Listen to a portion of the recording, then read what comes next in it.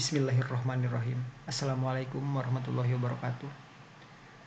Pertama-tama, mari kita panjatkan puji dan syukur kehadirat Allah Subhanahu wa Ta'ala yang telah memberi nikmat serta karunia-Nya sehingga saya bisa menjelaskan materi tentang perkembangan hardware komputer. Salawat serta salam semoga tetap tercurahkan kepada Nabi besar kita, Nabi Muhammad SAW, yang telah menuntun kami semua hingga saat ini. Baik, untuk mempersingkat waktu, saya akan langsung masuk ke materi.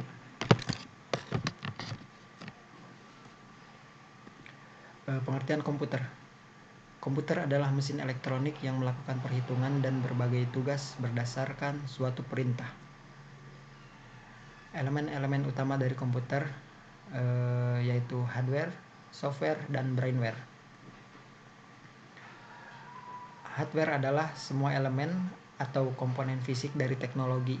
Ini berlaku juga pada semua komponen fisik dari sistem komputer, seperti CPU, hard drive, keyboard, motherboard, mouse, dan sebagainya.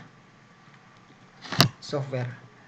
Software atau perangkat lunak adalah istilah khusus untuk data yang diformat dan disimpan secara digital, termasuk program komputer, dokumentasi, dan berbagai informasi yang bisa dibaca dan ditulis oleh komputer. Software meliputi sistem operasi dan program. Sistem operasi meliputi operasi komputer seperti mengenali, mengakses, dan memproses informasi. Sedangkan program melakukan fungsi yang berbeda-beda. Terus yang ketiga, brainware adalah penggunanya. Perkembangan hardware dan komputer. Hardware komputer. Generasi pertama tahun 1940 sampai 1959. Pada generasi ini, komputer menggunakan tabung untuk memproses data dan menyimpan data. Beberapa komputer yang lahir pada generasi ini adalah ENIAC, EDSAC. Ini contoh gambar card reader IBM. Ini EDVAC, Electronic Delay Storage Automatic Calculator. Lalu generasi kedua tahun 1959 sampai 1964. Penemuan transistor pada tahun 1948 adalah salah satu faktor yang membuat generasi komputer ini lahir. Komputer pada generasi ini jauh lebih kecil karena menggunakan transistor untuk menggantikan tabung vakum yang ukurannya lebih besar. Pada periode ini pula bahasa program sudah mulai dikenal untuk menggantikan bahasa mesin dan generasi sebelumnya, sehingga menyebabkan ada beberapa profesi baru yang bermunculan seperti programmer, analis, dan ahli sistem komputer.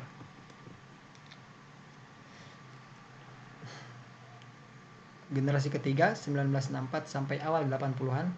Generasi ini dipengaruhi oleh penemuan IC dan chip untuk mengatasi kekurangan transistor yang cepat panas.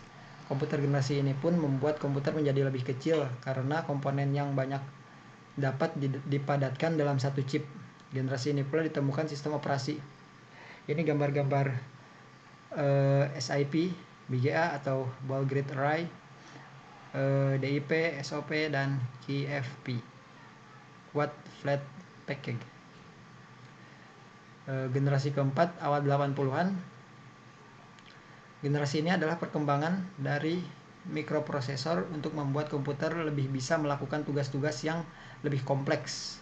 Personal komputer dikenal pada generasi ini. Generasi kelima. Generasi ini memungkinkan komputer masa depan untuk lebih dapat berinteraksi dengan manusia atau yang disebut AI atau AI. Ini gambar-gambar dari komputer dari masa ke masa. Bagian hardware komputer, ada CPU, output device, media penyimpanan, input device, semuanya ke memori. CPU atau prosesor ini merupakan komponen pemrosesan logika dan aritmatika serta mengendalikan komputer. Kecepatan pemrosesan ditentukan oleh kecepatan clock dari kontrol unitnya. Perhitungannya dalam satuan Hertz. Semakin besar nilai, semakin cepat clocknya. Contoh Intel Core i7 2.93 GHz Artinya kecepatan clock dari control unit adalah 2.93 GHz. Memori berfungsi menyimpan data dan instruksi yang sedang dijalankan. Ada dua jenis memori. Yang pertama adalah RAM dan yang kedua adalah ROM. ROM ini menyimpan data dan instruksi yang disediakan oleh vendor komputer dan hanya bisa dibaca. Satuan dari kinerja RAM adalah bit atau byte. Semakin besar nilainya, semakin besar kapasitasnya. Contoh RAM 4 GB, artinya RAM mempunyai kapasitas sebesar 4 GB. Kepanjangan dari RAM sendiri adalah RAM Random Access Memory dan ROM Read Only Memory. Output dan input device. Ini berfungsi untuk menjembatani antara komputer dengan lingkungan luarnya. Input device adalah alat yang digunakan untuk memasukkan data. Bisa berupa keyboard, scanner, mouse, barcode, dan lain-lain. Sedangkan untuk output device adalah alat yang digunakan untuk mengeluarkan hasil dari pemrosesan data. Bisa berupa monitor, printer, speaker, dan lain-lain. Media penyimpanan ini berfungsi untuk menyimpan data secara permanen yang nantinya bisa dibaca kembali, bisa berupa hard disk, flash disk, CD, DVD, dan yang sudah mulai ditinggalkan adalah disket. Satuan kapasitasnya adalah bit atau byte.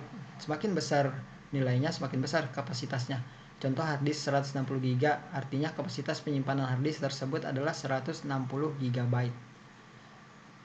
Kesimpulannya, perkembangan hardware tersebut dapat disimpulkan bahwa hardware komputer bergerak ke arah yang lebih kecil, mobile, kapasitas penyimpanan besar, andal dalam pemrosesan data, serta output dan input device yang memungkinkan manusia dapat berinteraksi dengan mudah dengan komputer.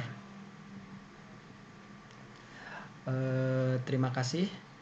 Mohon maaf jika ada salah-salah kata. Assalamualaikum warahmatullahi wabarakatuh.